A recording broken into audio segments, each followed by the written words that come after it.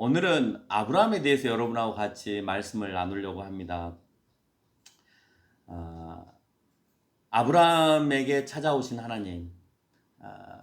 여러분, 아브라함에게 하나님이 찾아오셨을 때 하나님이 막 신비스러운 모습으로 막 신령한 옷을 입고 누구나 다 알아볼 수 있게끔 그렇게 찾아오신 게 아니고요. 그때나 지금이나 하나님께서는 영이시기 때문에 여러분 가운데에 오늘 감동을 주시는 그 하나님의 모습으로 나에게 찾아오시는데, 그렇게 내 마음 가운데 얘기하시는 그 하나님의 말씀을 그냥 붙들고 가는 거예요.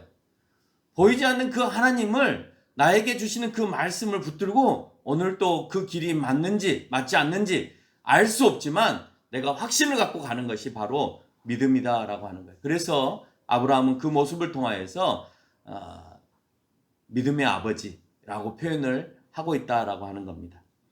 오늘 하나님께서는 아브라함을 부르시면서 5가지의 약속을 하십니다. 그리고 그 소명 앞에 위기를 맞이하고 있는 것을 볼 수가 있습니다. 첫 번째 위기는 기근이었습니다. 12장 10절에서 보니까 기근이 심하였다라고 하반절에서 설명을 하고 있습니다. 아브라함은 애굽에 거주하려고 그리로 내려갔습니다. 왜요? 기근이 왔기 때문에 그렇습니다. 그 땅은 비옥한 땅이어서, 애굽이라고 하는 땅은 비옥한 땅이어서 그 땅에 가면 먹을 것이 많으니까 거주 지역으로 옮겨야 되겠다라고 생각을 한 겁니다. 우리 역시 오늘 이스라엘 땅에 임한 그 기근의 상황이 우리가 하나님으로부터 부름을 받아서 그 부름의 그 소명에 합당한 일을 살고 있을 때 내 삶에 그런 기근이 일어나지 않느냐라고 하는 것을 살펴봐야 해요. 여러분에게는 어떤 기근이 여러분에게 찾아왔습니까? 아브라함하고 똑같이 배고픔의 기근이 찾아왔습니까? 아니면 어떤 기근이 찾아왔어요? 그럼 그 기근이 찾아왔을 때 나는 그 기근을 해결하기 위해서 아브라함하고 똑같이 애굽으로 내려갑니까? 내려갈 수 있겠죠. 왜? 내가 아브라함보다 믿음이 없으니까. 나도 내려갈 수 있습니다. 그러나 그 내려간 일들을 하나님께서 허용하냐라고 하는 것을 지켜보면 우리가 그것을 교훈 삼아서 그렇게 해서는 안 되겠다라는 생각을 하게 되어지는 거죠. 하나님의 소명을 따라가는 데 있어서는 우리에게 무수히 많은 기근들이 일어날 수 있습니다. 아브라함도 그랬는데 나라고 애굽으로 못 내려가라고 그렇게 투덜거리면서 말할 수 있는 사람도 있을지 모르겠지만, 이미 성경에서 교훈하셨기 때문에 내가 안 하고 갈 수도 있다라고 하는 사실들도 우리가 입력해야 된다는 거예요. 왜 아브라함이 했다고 해서 우리가 똑같이 그것을 쫓아서, 그 물질을 쫓아서, 먹을 것을 쫓아서 가야 되는 거예요?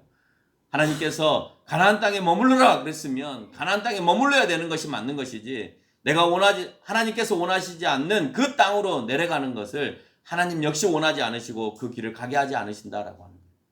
결과가 어떻게 됐을까요? 뻔한 사실이죠. 여러분 이미 본문들을 다 알고 계시기 때문에. 애굽으로 내려갔습니다. 아브라함은 내려가는 동안에도 근심과 걱정이 많습니다. 왜? 아내가 너무 예쁘기 때문에. 너무 예쁘기 때문에 내 아내를 빼앗을 가능성이 너무 많다는 것을 아브라함은 이미 짐작하고 있었습니다. 근데 그때 나이가요, 사라의 나이가 65세입니다. 65세의 여자가 아름다우면 얼마나 아름다울까요? 근데 아름답습니다. 왜냐? 그때는 아브라함이 175세까지 살았습니다. 그러면 지금 우리가 생각할 때 몇 세 정도까지나 예쁠 수 있어요? 한 40살까지나 예쁠 수 있어요? 그러면 우리가 80년을 산다고 할 땐 절반쯤 살면 40살이 되겠죠. 그럼 175세의 절반이면 몇 살쯤 되겠습니까? 80살이나 90살 정도 되겠죠. 그때까지도 예쁠 수 있는 거예요. 그러니까 65세니까 지금으로 따지면 한 30세쯤 되는 거죠. 그러니까 예쁜 거예요. 그리고 아직 65세 때에는 아직 애를 낳을 수 있는 상태입니다. 언제 경수가 끊기느냐? 89세가 되어야 경수가 끊겨요. 그러니까 그때까지는 애를 낳을 수 있다라고 하는 것을 표현해주고 있는 겁니다. 그러니까 아직까지도 충분히 출산할 수 있고 애를 낳을 수 있는, 아직까지도 여성으로서 충분히 예쁜 매력이 있는 그런 상태였다. 그게 왜 가능하냐? 지금처럼 세상이 오염되지 않았기 때문에 가능하다라고 하는 것입니다. 그 부분은 또 나중에 가서 점차 얘기해야 될 부분이기 때문에 여기에서 더 얘기할 수 없고 그 부분만 떼어서 나중에 한 번 더 설교를 하도록 하겠습니다. 그래서 누이라고 얘기를 합니다. 과연 누이였겠느냐라고 하는 것을 이제 우리가 한번 짚어볼 필요가 있는 것이죠. 아내인 동시에 자기 아버지를 통하여서 또 다시 낳은 딸, 하란으로부터 또 다시 낳은 딸의 의미를 언급을 하고 있습니다. 창세기 20장 12절의 말씀에서도 보면 애굽에서만 그 일이 있었던 것이 아니라 그라랑 아비멜렉에게 잡혀갔을 때에도 이 누이가 자기 아내를 누이라고 얘기를 합니다. 그때 우리가 정말 동생이었는지 아니었는지에 대하여서 답을 하나 찾을 수가 있는데 거기서 뭐라고 얘기하냐면 이복동생이라는 단어를 사용을 합니다. 그 이복동생이라는 단어가 로엠 아우트라고 하는 단어를 히브리어를 사용하는데 이 로엠 아우트라고 하는 단어가 어머니가 다른 누이를 표현할 때 이 단어를 사용합니다. 그러니까 이 해석이 맞는 거죠. 이복동생이라는 말이 맞는 거죠. 그러니까 어머니가 다른 누이 동생, 아버지가 또 다른 이제 부인을 두고 이제 이 동생을 낳은 겁니다. 그래서 누이라고 표현하고 있는 이 본문은 창세기 오늘 아브라함의 기사의 내용을 뒤져보면 또 다른 내용의 기사를 뒤져보면 얼마든지 그 근거를 찾을 수가 있다라고 하는 겁니다. 그렇다면 아브라함이 이런 위험을 알고 있었다면 가나안 땅에도 오지 말았어야 했다라고 하는 것이죠. 왜냐? 그곳에서도 가나안 땅에서도 많은 사람들이 거주하고 있었고 또 그 민족들이 얼마든지 이 아브라함의 식솔들을 위협할 수 있었기 때문에 오지 말았어야 됐죠. 그런데 그곳은 가나안 땅은 쉽게 가지만 애굽 땅에 갈 때는 떨면서 간다는 거예요. 그 이유가 뭐냐? 애굽은 당시에 거대한 왕국을 형성한 국가였습니다. 그러니까 제국이었습니다. 제국. 국가라는 개념은 근대에 와서 형성이 되는 거니까 그때의 국가라는 개념을 붙일 수는 없겠지만 거대 제국, 왕이 존재하는 거대 제국이었습니다. 물론 부족들도 왕이라는 이름들을 사용을 했습니다. 그러나 그 수는 미흡했습니다. 가나안이라고 하는 조그마한 우리나라 강원도 땅만한 곳에도 여러 부족들이 거주하고 그것을 다 이름을 붙여서 왕이라고 한 것을 통해서 보면 소수 민족들도 다 왕의 개념을 가지고 있었던 것 같아요. 제후의 개념 또는 그 지역, 그 성주의 개념 이런 개념들이 있었다는 것을 알 수가 있죠. 부족은 얼마든지 아브라함도 한번 상대해 볼 만했었던 것 같아요. 왜냐? 갈대아 우르에서 하란까지 거쳐올 때 많은 부족들을 만나야만 하거든요. 그 긴 거리, 수천 킬로미터를 걸어올 때 많은 부족들을 만나서 회유를 하거나 협상을 하거나 아니면 전쟁을 치르면서 하란까지 왔을 거예요. 하란에 거주할 때도 그 민족, 자기 아버지와 함께 왔을 때 그 데라의 그 가족들을 위협한 사람들이 꽤 많았을 거예요. 그럼에도 불구하고 그들은 그곳에 정착을 할 수 있었다라고 하는 것은 그나마 다른 이 부족 민족 가운데에서 그래도 강한 민족이었다라고 하는 사실을 입증하는 것이다라고 하는 겁니다. 그런데 오늘 애굽은 그런 부족하고는 차원이 다릅니다. 그러니 내가 애굽에 내려가서 왕이 내 아내를 가져가겠다 그러면 그냥 순순히 내줘야 되는 막강한 국가의 개념을 가지고 있었다는 거죠. 근데 재밌는 것은 그럼에도 불구하고 또 다른 사건에서 아브라함은 커다란 용맹을 보여줍니다. 어디서 보여주냐? 창세기 14장에서 보면 아브라함은 14장 14절에서 보면 아브라함은 313명을 거느리고 소돔과 고모라의 부족 5명의 왕들이 신할의 4부족의 왕들에게 졌다라고 하는 소식을 듣고 그 부족을 쫓아가서 조카 롯도 구해오고 그 전쟁에서 승리하는 모습을 우리가 볼 수가 있습니다. 여러분 신할이 어디냐면 지금의 이란 지역입니다. 지도를 한번 보여줘 보세요. 신할이 지금 바벨, 엘람, 이 엘람 지역이 이제 그 이란 지역, 신할이 지금의 이라크 지역, 그 다음에 엘라살이라고 하는 지역이 이제 아수르 지역의 본거지입니다. 다 이게 대영 제국이 형성되어져서 오는 거대 지역들입니다. 요 부족들이 요 4개의 부족들이 모여서 지금 요 5개 소돔, 고모라, 소알, 아드라, 스보임 이 지역에 있는 사람들을 침범해서 약탈하고 있는 거예요. 이 지역 가운데 있는 사람들을 약탈할 때 이 5부족을 이겼다라고 하는 것은 엄청난 힘을 가지고 있었다라고 하는. 근데 그 수가 소수예요. 313명. 근데 중요한 것은 자기만 이 일을 한 게 아니라 아모리 족속과 함께 이 일을 이루어가는 모습을 볼 수가 있어요. 그리고 낮에 싸우면 지니까 그들이 밤에 침투해서 전쟁하는, 그러니까 게릴라 전쟁을 통해서 하나님께서 주시는 그 지혜를 쫓아서 게릴라전을 통해서 하는 겁니다. 그래서 지금까지도 이 중동 지역에서 전쟁을 치르면 게릴라전을 합니다. 그래서 계곡과 계곡 사이에 주둔해 있다가 그 계곡에 많은 군인들이 지나가면 그 계곡을 폭격해서 많은 군인들을 죽이는 이런 전략과 전술을 아직까지 수천 년, 4천 년 이상이 지났지만 지금도 중동에서 전쟁이 터지면 이와 같은 똑같은 전쟁의 형태를 취하고 있어요. 지금도 그래서 IS나 또 이번에 팔레스타인 전쟁을 할 때 그 옆에서 도와줬던 세력들, 하마스 그 세력들하고도 전쟁을 치를 때 보면 그 사람들은 국지전을 할 때 게릴라전을 택합니다. 소수의 수십 명, 수백 명이 몰래 침투에 들어가서 파괴하고 빠져나오는 이런 형태를 취하고 있는데 지금만 그러는 것이 아니라 과거부터 이 중동 사람들은 그 지형을 이용해서 계곡이나 이 크레밭 지역, 땅에 크레밭이 나 있는 이 지진과 같이 막 일어나서 이렇게 틈이 벌어져 있는 이런 지역들로 몰고 가서 거기에서 이제 몰살시키는 이런 일들을 하게 되어졌다라고 하는 거예요. 이 사건은 12장 7절에서 이 땅을 내 자손에게 주리라는 말이 있고 난 직후에 일어난 사건이라는 것을 우리가 기억해야 됩니다. 여호와 하나님은 땅과 자손을 아브라함에게 분명 약속하셨습니다. 그러나 아브라함은 그 땅을 포기하고 애굽으로 내려가므로 사라를 통해서 얻어질 그 자손을 잃어버릴 뻔한 위기를 맞이하게 된 거다라고 하는 거예요. 여러분, 위기가 있었잖아요. 그 위기가 뭐냐? 주시겠다는 그 자녀가 아브라함과 사라를 통해서 얻어지려고 하는 것이 아니라 애굽의 군까지 들어가서 이제 아브라함의 혈통이 아닌 애굽의 혈통이 될 뻔한 그 위기를 맞이하게 되어진다는 거예요. 그러나 하나님께서 그대로 두지 않으시겠죠. 그 위기를 하나님께서 원하시는 뜻과 방향에 따라서 이끌어내실 것이다 라고 합니다. 두 번째, 자손에 대한 위기가 또 있습니다. 사라를 잃게 될 상황. 아브라함에게 말씀하신 소명에 대한 위기의 원인이 기근이었습니다. 그러나 하나님에 대한 우리의 절대적인 신뢰가 기근으로 인해서 무너지고 있다는 사실을 우리가 다시 한번 생각해야 된다고 했습니다.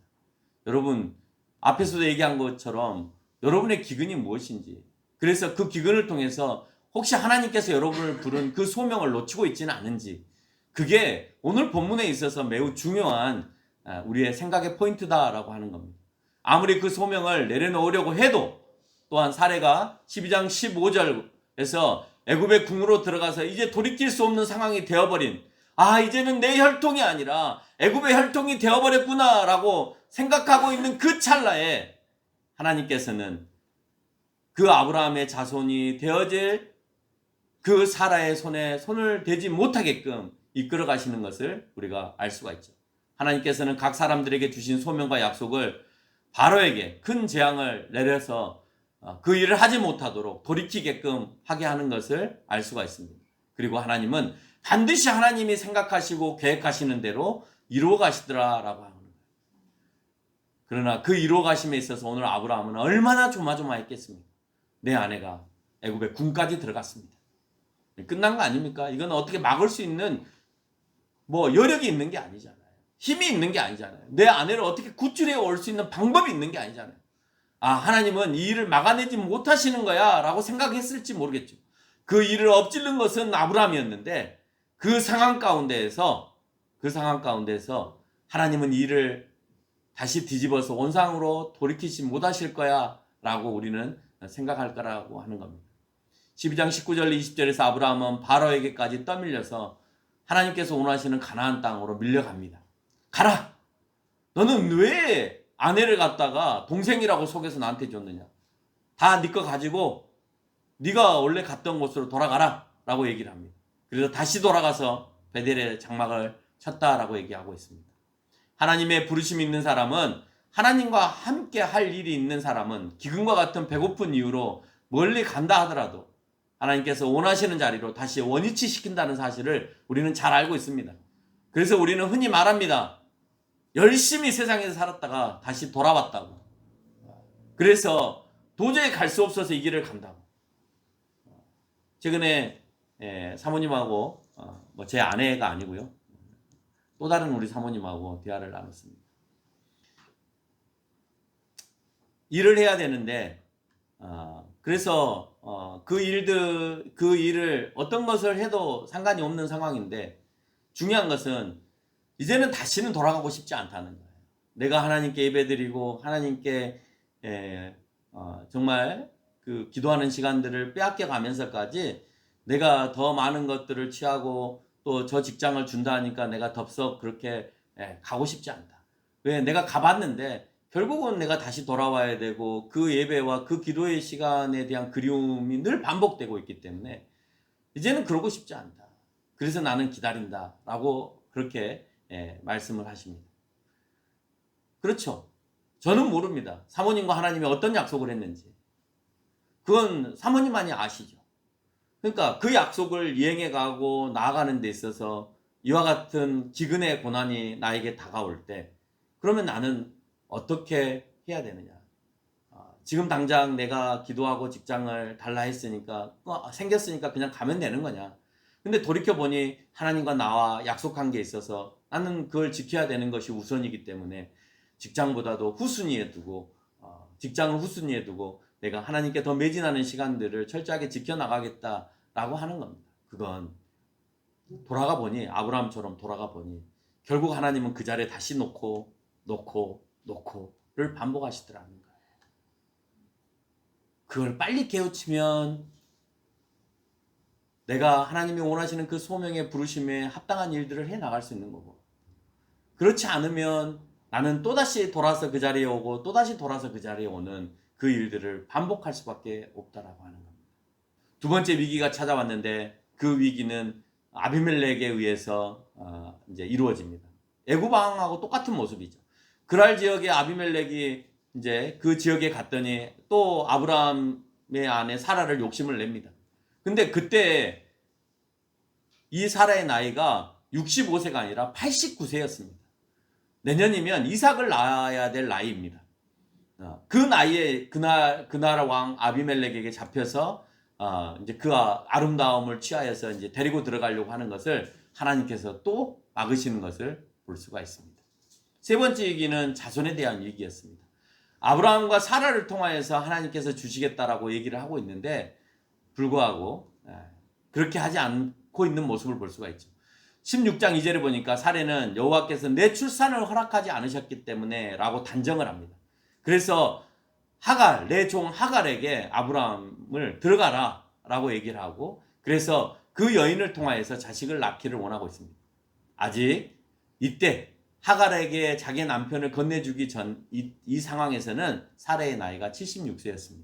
아직까지 출산이 가능한 나이였습니다. 그 이유는 18장 11절에 가서 사라에게 여성의 생리가 끊겼다라고 얘기를 하는 걸 보면 그때의 나이가 89세였으니까 아직 76세면 아직도 13년이라는 시간이 여성으로서 얼마든지 할 수 있는 아이를 출산할 수 있는 그런 나이라고 하는 겁니다. 그래서 오늘 아직 사라가 그 경수가 끊긴 생리가 끊기기 전까지의 그 나이였음에도 불구하고 본인이 단정을 해서 오늘 하갈에게 자기 남편을 줘서 아이를 갖게 하는 이런 일을 치르게 한다라고 합니다. 이거 역시 잘못된 결단이죠.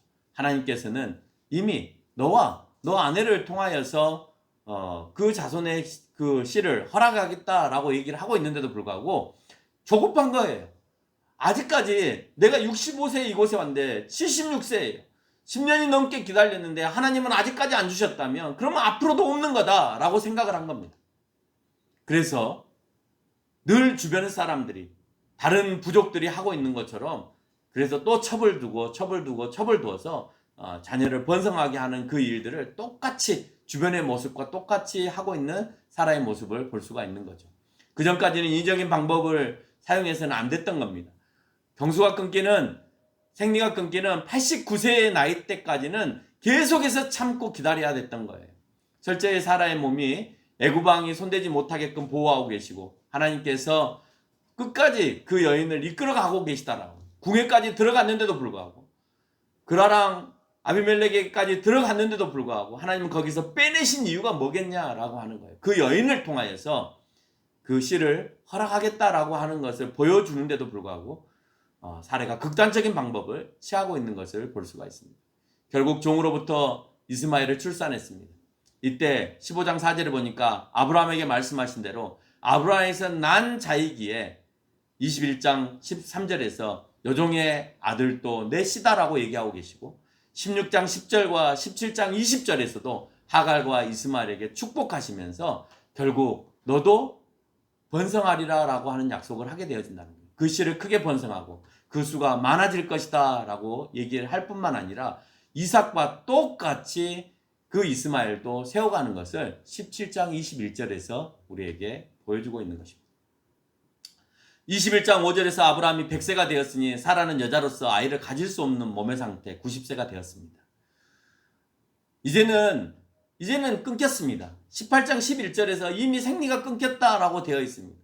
끊기기 전에 하나님이 주셨으면 좋았을 텐데 끊기고 난 다음에 오늘 하나님께서 다시 한번 나타나서 너희 둘에게 자녀를 주겠다라고 얘기하는데 사라는 이제 비웃습니다. 하나님의 말씀. 왜? 내가 아이를 낳을 수 없는 상태라는 것을 알고 있기 때문에 그렇습니다. 18장 14절에서 여호와 하나님께서 하신 말씀, 우리는 그 말씀에 주목해 볼 필요가 있습니다. 뭐라고 말씀하시냐? 여호와께서 능하지 못할 일이 있겠느냐. 여러분, 사실 모든 것들의 그 역사하심 안에 단 하나로 표현해봐라 라고 한다면 오늘 창세기 18장 14절에서 얘기하고 계시는 여호와께서 능하지 못한 일이 있겠느냐, 이 말 안에 우리는 시선을 잠깐 멈추고 집중할 수밖에 없다라고 하는 겁니다. 가능하지 않은 사건을 가능케 하는 것.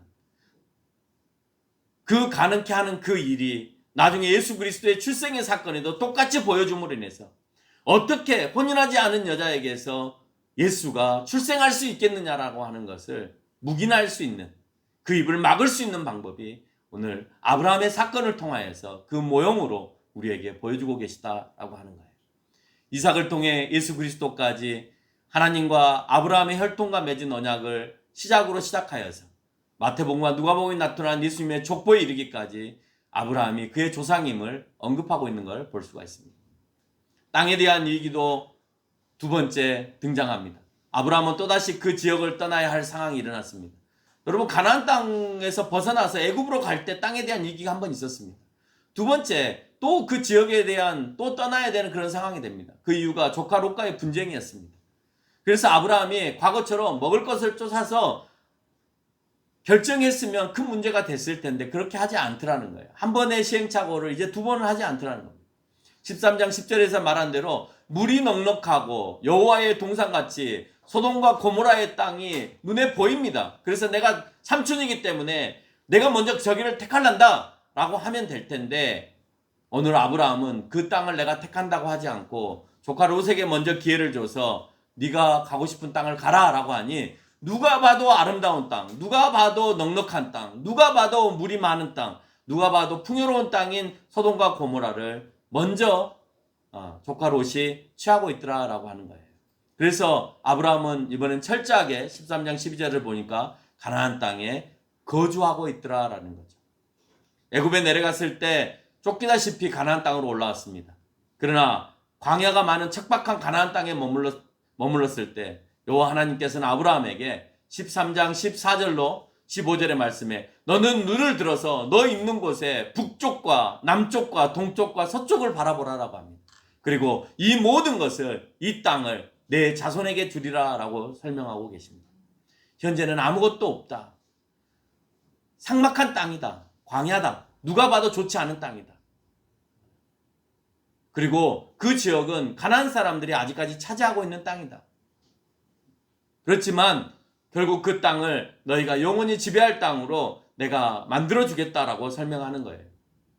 창세기 15장 16절에서 보니까 내 자손은 4대 만에 이 땅으로 돌아오리라라고 말씀을 합니다. 그 이유가 여기서 말하는 4대는 우리가 말하는 30대 30년을 한 세대로 설명하는 것이 아니라 이때의 연하는 175세까지니까 보통 한 세대를 100년으로 잡는답니다. 그래서 4세대 하면 400년을 얘기하는 거고, 뒤에서 말하는 400년 만에 돌아온다는 말은 그것에 입각해서 설명이 되어지는 겁니다. 근데 중요한 것은 이 가나안 땅을 완전히 정복하기까지 하나님께서 싹 쓸어버리고 하실 수도 있었을 텐데, 똑딱 모든 걸 다 쓸어버리고 자 여기서 거주해 해도 될 텐데, 그렇게 하지 않고 하나님 뭐라고 얘기하고 계시냐? 아모리 족속의 제약이 아직 관영하지 아니하여서, 그게 가득 차지 아니하여서 아직 쓸어버리지 못하고 있으니 지금 하고 있는 그 길을 네가 가고 있으면, 그러면 네 자손을 통하여서 언젠가 그 땅을 차지하게끔 하시겠다라고 하는 거예요. 여러분, 내가 가고 있는 길이 잘 가고 있는 길인지 못 가고 있는 길인지, 하나님이 분부하시는 이 일을 내가 잘하고 있는 것인지 못하고 있는 거예요. 특별히 사역자들은 그렇습니다. 모릅니다. 그리고 뭐가 복잡합니다. 그리고 하나님이 모든 것을 다 처리해 주시고 깨끗한 상태에서 만들어 놓지 않습니다. 복잡하고 얽히고 설킨 가운데 거기다 떡하니 집어넣어 놓고 너무 어렵고 힘들게 그 문제를 풀어가라고 하시는데, 답은 뭐냐?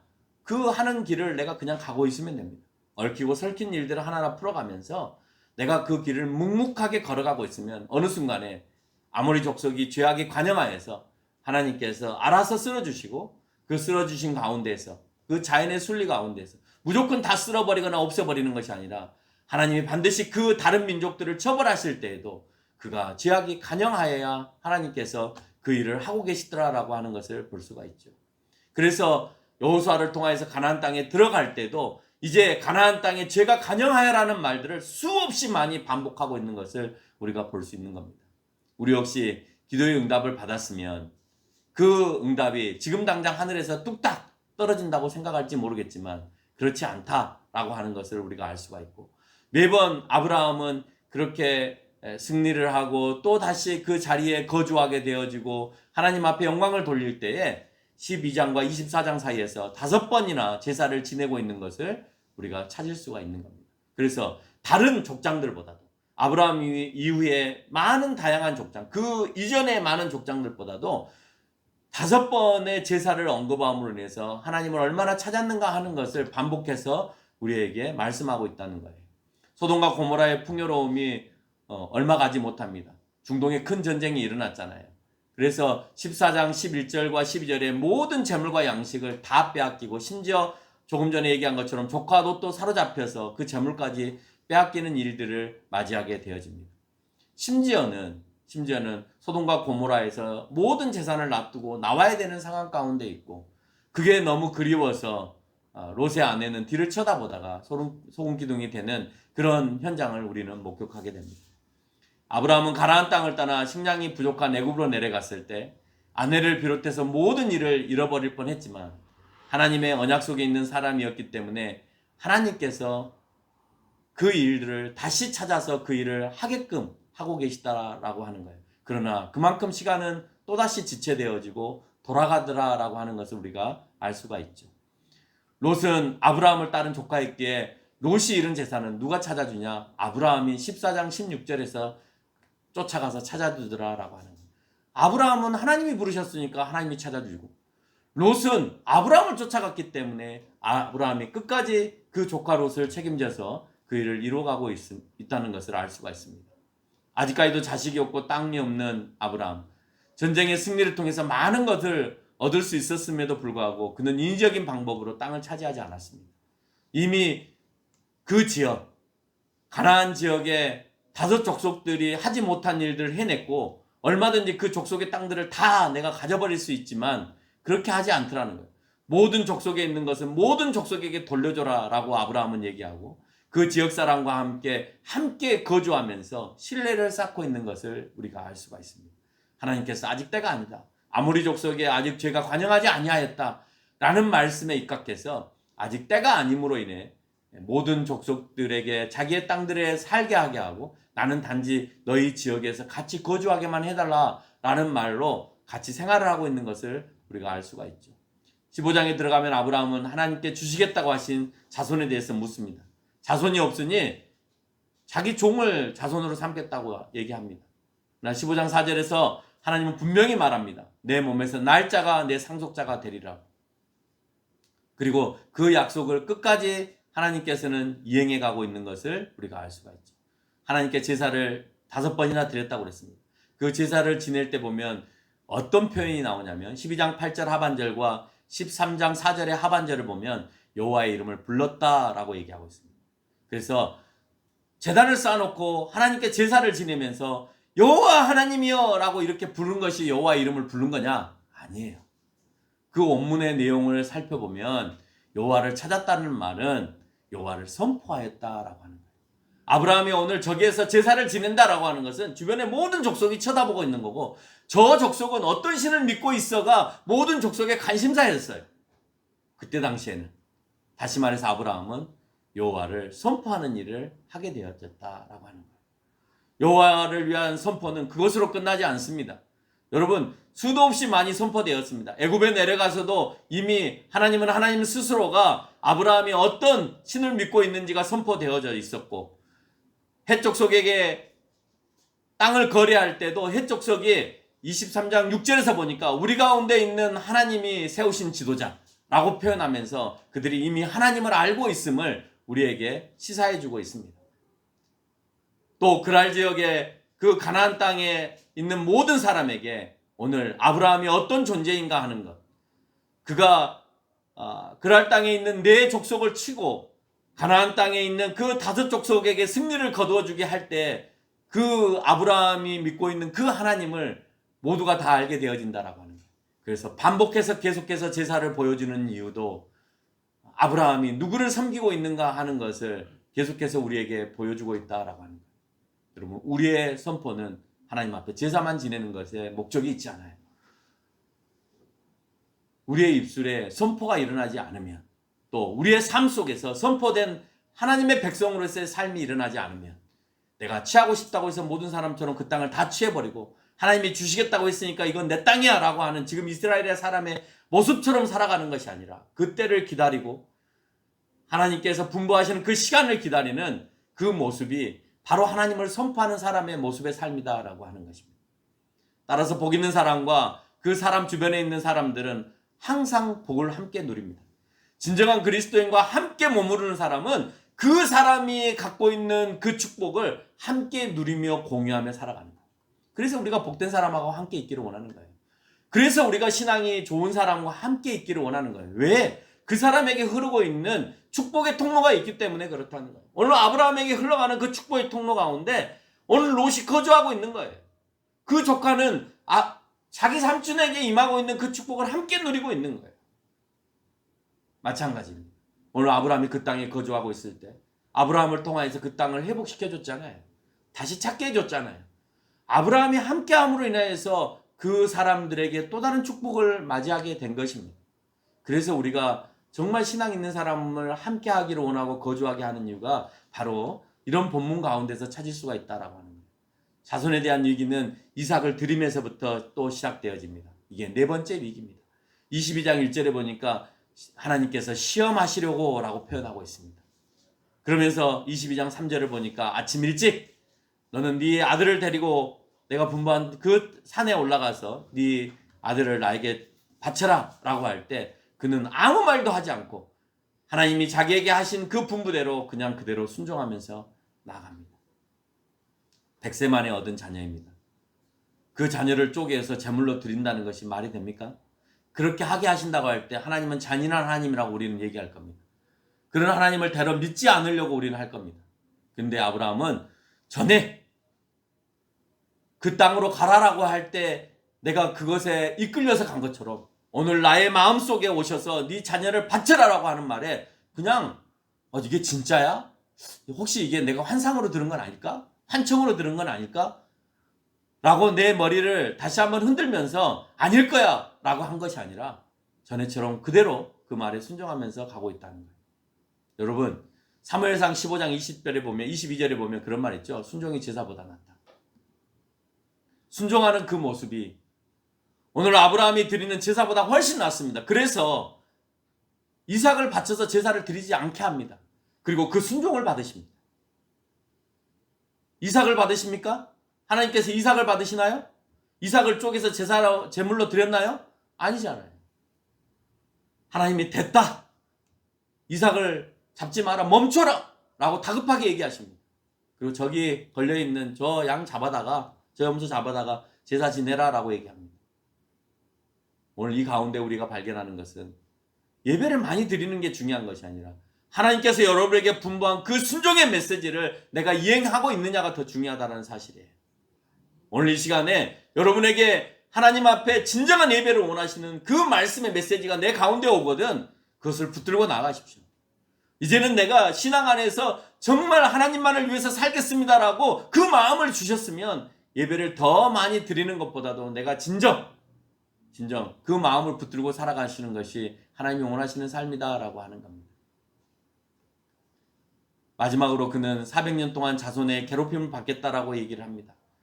이삭을 주시고 난 다음에 그래서 이제 자손이 이제 시작되어진 겁니다.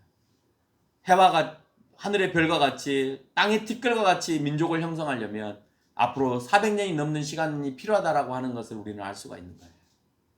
그래서 아브라함도 알았을 겁니다. 자, 과연 이 이삭 한 명을 통하여서 많이도 안 주십니다. 이 이삭 한 명을 통하여서 과연 나중에 하늘의 별과 같이 땅의 티끌과 같이 그런 민족을 반드시 하나님께서는 이루어 가실 것이다라는 확신을 갖고 오늘 또 가고 있다는 거예요. 결론을 맺겠습니다. 하나님께서 아브라함에게 특별한 백성을 삼으신 이유는 17장 7절에서 말씀한 대로 내 후손에 하나님이 되시는 거기 때문에 그렇습니다. 내 후손에 하나님이 되어주시겠다. 그러려면 후손이 있어야 되는 거고 그 민족이 형성이 되어야 내가 그 민족이 하나님이 되는 거죠. 그러니까 그 민족이 하나님이 되시기 위해서라도 그 후손은 풍성해져야 되는 거예요.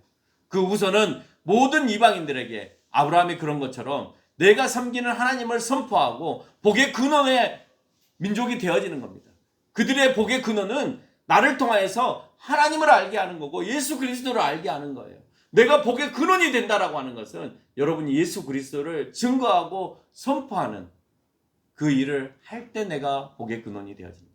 여러분이 그 복의 근원의 후손이라면 그래서 내가 그 계대를 따라가는 자라면 그러면 나 역시 아브라함이 한 것처럼 복의 근원의 모습으로서 하나님을 선포하고 예수 그리스도로 인하여서 우리가 구원받을 자임에 대한 선포가 이루어져야 된다라고 하는 거예요. 그리고 하나님은 능치 못할 일이 없으시다라고 하는 사실 20장 17절에서 말씀하신 대로 그의 몸을 치료하셔서 출생케 하셨다라고 표현하고 있습니다. 치료하십니다. 이미 생리가 끝났으니 치료하지 않으면 아이를 낳을 수가 없는 거죠. 그래서 능치 못할 일, 그 일은 치료였고 그 치료를 통하여서 오늘 이삭을 낳게 하신다라고 하는 거예요. 처음 오늘 이 시간에 하나님 앞에 소명을 받은 이들 통해서 이와 같이 놀라운 일이 일어나는 것처럼 여러분이 하나님 앞에 받은 소명, 그것은 다양한 모습으로 여러분에게 있을 겁니다. 그 소명이 이제 나의 사명이 되어서 그 일을 잘 감당하시는 저와 여러분이 되시기를 바랍니다. 기도드리겠습니다. 아버지 하나님,